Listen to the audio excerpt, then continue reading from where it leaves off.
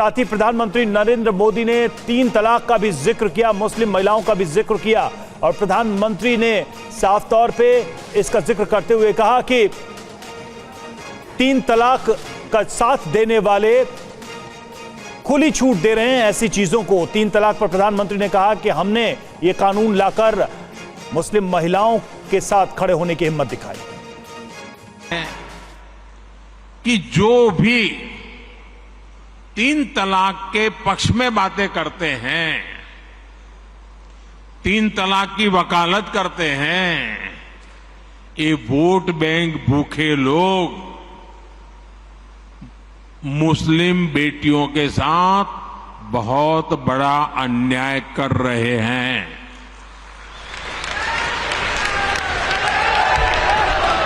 अच्छा, कुछ लोगों को लगता है कि भाई ये 3 तलाक से तो नहीं थकावट, नहीं हेयर फॉल, त्वचा उजली चमकदार, एसिडिटी, पिंपल, सिर दर्द पे है तनविशता असरदार, तनविशता टैबलेट्स।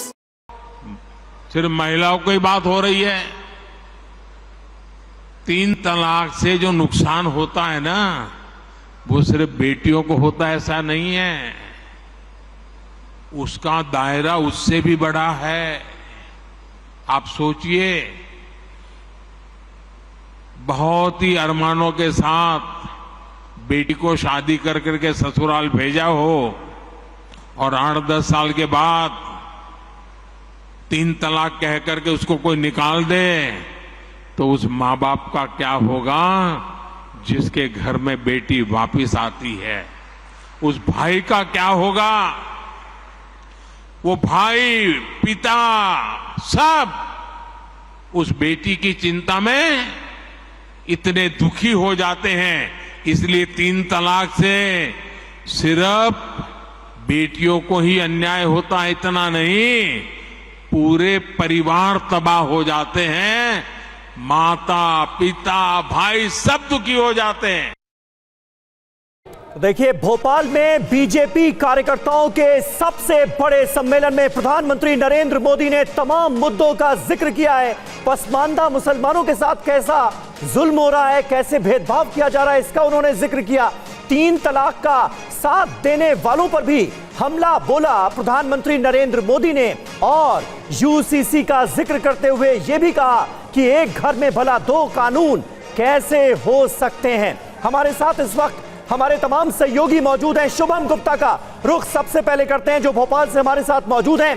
भोपाल में कई बड़ी और अहम बातों पर जोर दिया है प्रधानमंत्री मोदी ने। शुभम, किस तरह का रिएक्शन वहां पर आपको मिल रहा है पीएम मोदी के इस बयान के बाद?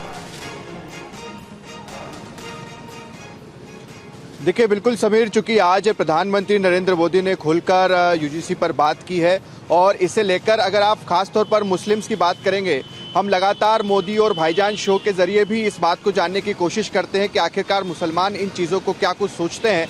और इसको लेकर अगर आप भोपाल से देखें तो पॉजिटिव रिस्पांस उस वक्त भी हमें मुस्लिम्स का नज़र आया था कि ये चीज़ें जो है वो होनी चाहिए। प्रधानमंत्री जो बात कर रहे हैं ट्रिपल तलाक को लेकर, अगर आप देखें तो उसको लेकर भी मुस्लिम महिलाओं से हमने हमेशा से बातचीत की है। हाल ही में भोपाल की महिलाओं से बातचीत की थी, उसमें भी उन्होंने कहा था कि इस प्रथा को खत्म किया गया है, जिससे वो काफ़ी खुश हैं।